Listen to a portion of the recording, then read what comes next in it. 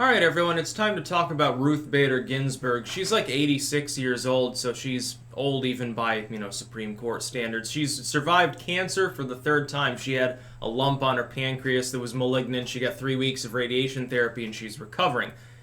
When a person is spending more time in a hospital or recovering from being in a hospital than they are anything else in their life, it's time for them to fucking let go and see the writing on the wall. And she must resign. She is no longer fit for that position.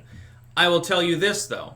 It would be such a terrible idea if Trump at this point in the game were to try to even replace her before the election. In fact, the only way for Trump to benefit from such a thing, let's say she does resign, and it might be inevitable. She might be like, look, I can't even walk.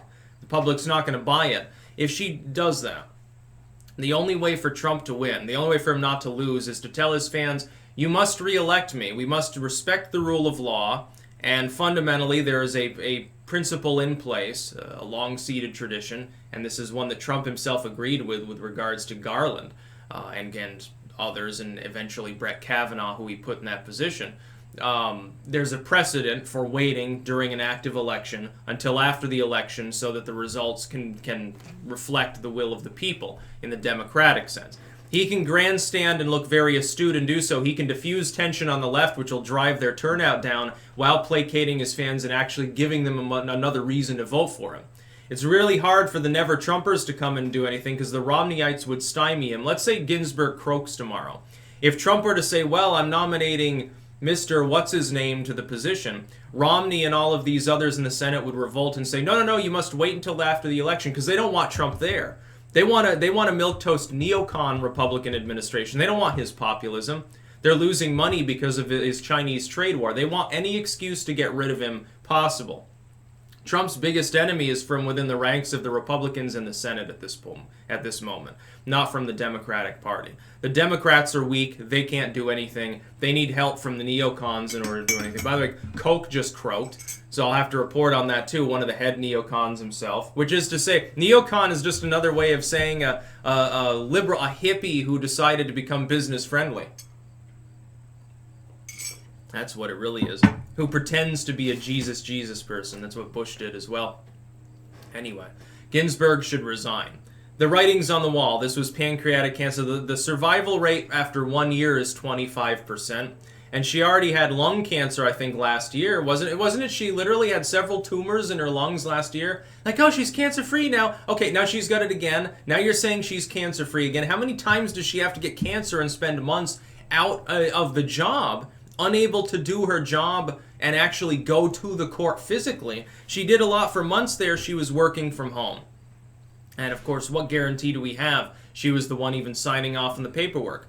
We've had stranger things happen. Some people, they want to hold Ginsburg up on a pedestal and claim that she's invincible and that you're sexist if you question this. We've got a precedent for individuals within high-ranking government positions being sort of co-opted by those around them that are actually doing the work. Herbert Hoover comes to mind. Or it wasn't Hoover, it was Wilson, if I remember. Woodrow Wilson, actually.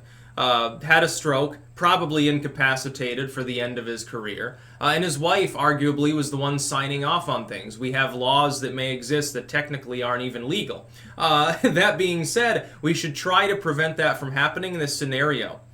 Ginsburg should be required to show up for work like any other normal person. Normally, when you don't show up for work, when you say, oh, no, I'll just do it from home, by the way, fuck the public, doesn't make any sense. But Trump would be crazy to try to replace her right away. He'd be much better off waiting until after the election. He'll probably win it anyway, so it would show his dismissive sort of opinion of the Democratic Party if he were to do that. If you were to say, yeah, well, I'm going to win anyway, so fuck you, yeah, we can wait until after the election. Diffuses the Democrats, red meat for his base to give them an impetus to vote for him, even if they've been demoralized on immigration and certain other topics. It would be great. It'd be a huge optics win for Trump, which might be why the Democrats might be worried he's going to go down that route and not go down his normal route of, well, I'm going to appoint a justice and fuck the Garland decision years ago, because Trump was one of the main figures arguing in favor of waiting then. Obama was president, but he was outgoing. Merrick Garland was nominated for the SCOTUS position that was left behind when Scalia died. Trump and the Republicans and even some Democrats said, let's wait until after the election. Some of the Democrats didn't have a problem with the idea, specifically because they thought that Trump would lose. They thought that the president was going to be Hillary Clinton. Oh yeah, we can wait. Don't worry about it. It was really, really funny. This time, though, I expect Trump probably to win re-election. He doesn't have much to lose, and by the way, he's not going to be able to replace her with a far-righter. Some of his core fans are like, well, replace that old hag with a Scalia lookalike. That would be such a horrible decision.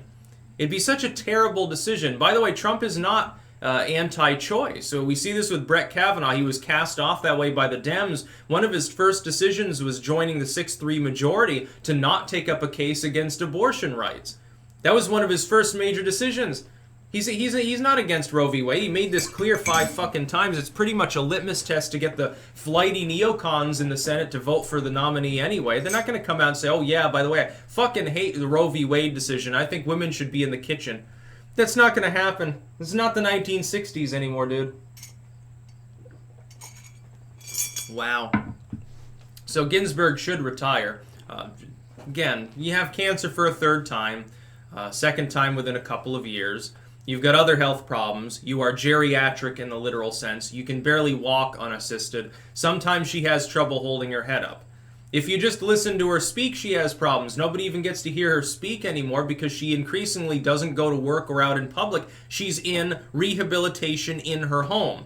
Now, that would be fine if it was like a one-off. If this was like, oh, well, she's got cancer, she's surviving it 3 weeks later. Okay, that's one thing. This has happened before many times. She had a fall. She had lung cancer treatment. She's had cancer before. I think she had a heart attack, if I remember correctly, some time ago. She's got problems. She's got stents in her heart and shit. Probably got a pacemaker. She's 86, 87 years old, dude. At what point does it become non-survivable when you have to be on like bed rest for even a couple of days? Normally, when a person who's in their 80s, who's not in extremely good health, like top 1/10% of people that make it to that age, like still walking a mile a day. And I know Ginsburg is relatively active for her age, but she's not quite at that level. With very few exceptions, when a person of that age has a significant medical problem that requires significant treatment, they don't survive. Not for very long anyway. They go into decline. I would not be surprised if that happens. When she dies, it's going to be political chaos. There's a part of Trump that's hoping that she waits until his 2nd term to die.